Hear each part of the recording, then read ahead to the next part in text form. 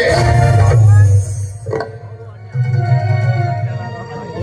ಅರ್ಜುನ, ಹಸಿದ ತೋಳ ಜೊತೆ ಮೇಕೆ ಕಾದಾಡುವಂತೆ ಅದರಂತೆ ಆ ಪ್ರತಾಪ ಮದ ಏರಿದ ಮದ್ದಾನಿ ಇದ್ದಂತೆ ಈಗಿನ ಸ್ಥಿತಿಯಲ್ಲಿ ಅವನ ಜೋಡಿ ಕಾದಾಡೋದು ಸರಿಯಲ್ಲ.